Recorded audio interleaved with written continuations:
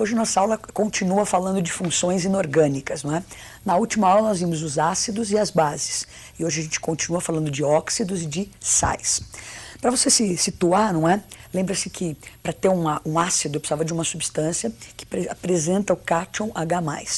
Para ter uma base eu precisava de uma substância que tivesse o ânion OH-. Então isso identificava ácido, identificava a base.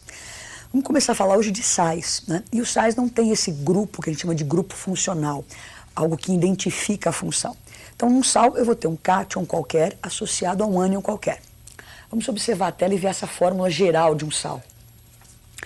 Então, temos lá o cátion, um ânion, né? Então esse C representa um cátion qualquer, este A um ânion qualquer. E você se lembra do ritual para você montar essa fórmula com a regra prática. A carga do cátion desce para o índice do ânion, a carga do ânion para o índice do cátion. E temos exemplo aí de um sal. A maioria dos sais são compostos iônicos, portanto sólidos à temperatura ambiente. Quando colocados na água, você lembra que um composto iônico em água dissocia.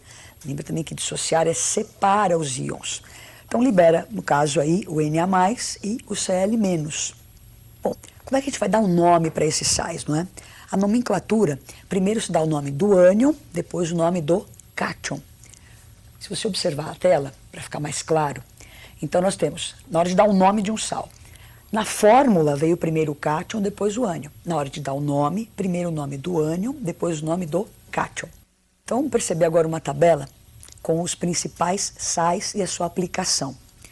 Então olhando no quadro, nós temos o NaCl, que é o cloreto de sódio. Então Na é o cátion, sódio, Cl é o ânion cloreto. Então na hora de dar o nome, primeiro o ânion, depois o cátion. Cloreto de sódio é o nosso sal de cozinha. Lembra que antigamente era usado como conservante, você salgava a carne para conservá-la, não é? E também é usado numa solução com água, como soro fisiológico para limpar leite de contato. Carbonato de cálcio, que é o próximo, CA6, né? Então o cálcio é o cátion, CO3 é o ânion carbonato, então carbonato de cálcio. É conhecido como calcário, você pode acrescentá-lo ao solo para diminuir a acidez do solo. Esse carbonato de cálcio é o que entra na constituição de estalagmites, estalactites em cavernas, nas conchas, não é? NaHCO3 é o bicarbonato de sódio. Então Na, o cátion, e HCO3 é o ânion bicarbonato. Esse sal, bastante conhecido aí, não é? Você coloca no extintor de incêndio, ele também está presente no aquele fermento, não é? Para você colocar no seu bolo e o bolo crescer, maravilhoso. O próximo, CaSO4, que é o sulfato de cálcio. CaSO4, ele biidratado, você vê na tela, não é? É o gesso. Então, para você, hoje em dia se faz parede de gesso, divisória de gesso, quando você quebra o seu braço, não é? Moldes, estátuas. E por fim, o NaNO3, que é o nitrato de sódio, conhecido como salitre do Chile, né? O Chile tem uma grande jazida desse sal, exporta, ele entra na fabricação de fertilizantes, de adubos. Bom, então nós demos uma pincelada aí no que são os sais. Então, compostos, onde eu tenho um cátion qualquer, um ânion qualquer. E você viu alguns dos principais sais e a sua aplicação. Nossa próxima função eram os óxidos. E esses óxidos são compostos binários. Bom, binários, dois elementos. Onde o oxigênio vai estar presente e tem que ser o elemento mais eletronegativo. Então, se você observar a tela, nós vamos ver o seguinte. Então, óxidos, binário, ó, dois elementos. Então, um elemento qualquer ligado ao oxigênio. Como eu disse na definição, o oxigênio tem que ser o elemento mais eletronegativo. Então, esse elemento E, ele pode ser qualquer um, menos o flúor, porque o flúor é mais eletronegativo que o oxigênio. Então, esse elemento E, ele pode ser um metal, vai formar óxidos iônicos, normalmente sólidos. Quando esse elemento E é um não metal, vai formar compostos covalentes, normalmente gasosos. Bom, então nós vimos aí, nós vamos ver agora os principais óxidos. E eles são bastante importantes, né? O oxigênio é um elemento muito abundante e muito reativo. Então você vê que a gente tem óxido de quase tudo, de metais, de não metais, então uma variedade muito grande. Então esses óxidos de metais que são sólidos, normalmente a gente encontra eles no solo, como alguns minérios, hematita, bauxita, não é? E esses óxidos gasosos feitos de não metal estão no ar, gás carbônico, óxido de enxofre. Então vamos dar uma olhadinha no quadro nas principais óxidos importantes que você deve conhecer. Então como você observa, estão aí os óxidos de metais. Então CaO, óxido de cálcio. Então primeiro o ânion, que é óxido, depois o nome do cátion, que é o cálcio. Óxido de cálcio é conhecido como cal viva ou cal virgem. Fe2O3, então lembra da regrinha para montar a fórmula, né? Cátion de 1, a carga do cátion vai para o índice do ânion, a carga do ânion no índice do cátion. Então esse ferro que está aí é o ferro 3. Nós temos dois tipos de ferro, o ferro 2 e o 3. Então na hora de dar o nome para esse aí, óxido de ferro 3, indicando o tipo de ferro que eu usei em algarismos romanos. Esse óxido de ferro 3 é o principal constituinte da hematita, que é o minério de ferro. A L2O3, óxido de alumínio, é um dos principais constituintes da bauxita, né? Óxido, minério de alumínio. Na sequência, você vê aí na tela os óxidos de não metais. Então, esses óxidos são gasosos, não é? Estão presentes no ar. Quando você queima qualquer combustível de origem fóssil, como gasolina, carvão, eles têm carbono e têm como impureza o enxofre. Então, na hora da combustão, há a liberação desses gases no escapamento do seu carro. Esses gases, daqui a pouco nós vamos ver a reação que eles sofrem com a água, formando a chuva ácida. Então, o SO3, trióxido de enxofre. Então, usualmente, quando se tem não metais, para se dar o nome, usam-se esses prefixos, não é? Então, esse tri indica lá o índice 3. Então, trióxido de enxofre, dióxido de enxofre, monóxido de carbono, que é tóxico, e o dióxido de carbono, que é liberado na nossa respiração, não é? Então, nós vimos os principais óxidos. Nós vamos ter uma próxima aula em que nós vamos fazer as reações que envolvam ácidos, bases e sais. Agora, na sequência dos óxidos, nós vamos já classificar esses óxidos e ver o tipo de reação que eles fazem. Então, os óxidos, nós estamos estudando eles à parte. Então, ácidos, bases e sais, nós vamos estudar reações deles daqui a pouquinho.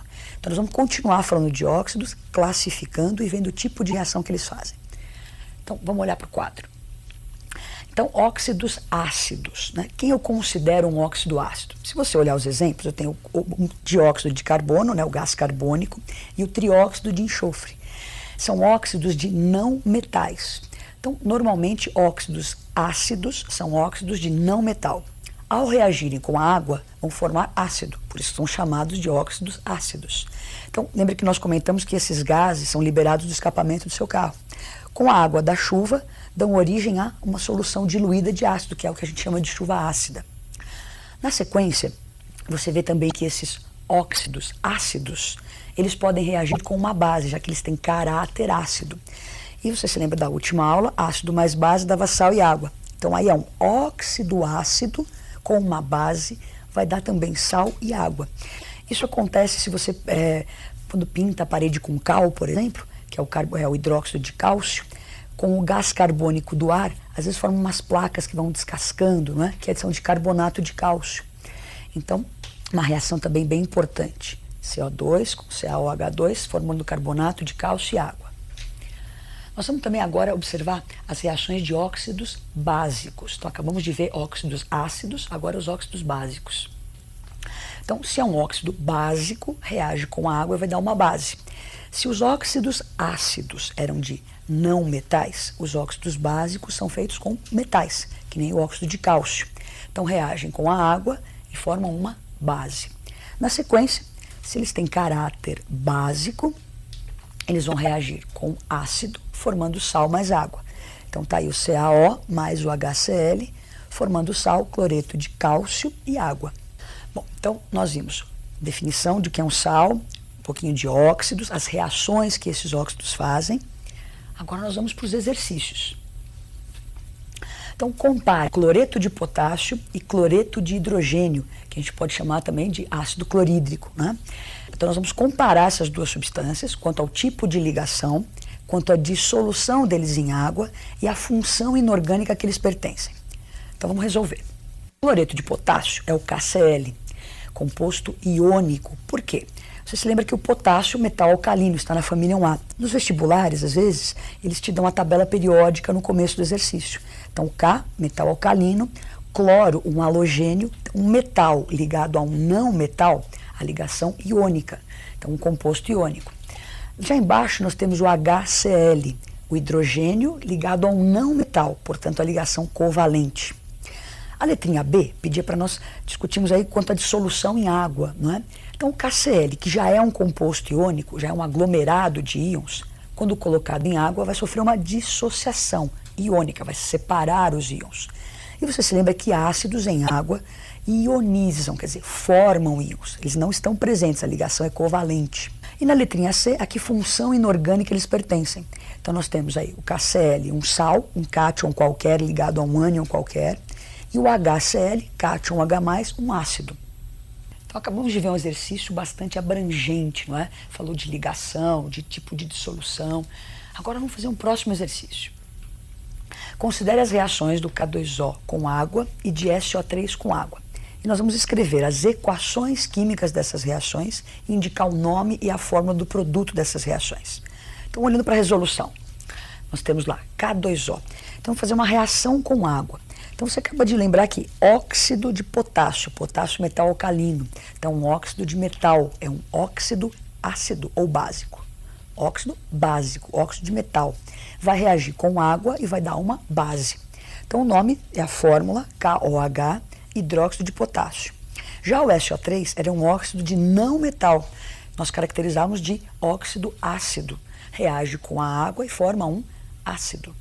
Então, ácido sulfúrico, o nome do H2SO4.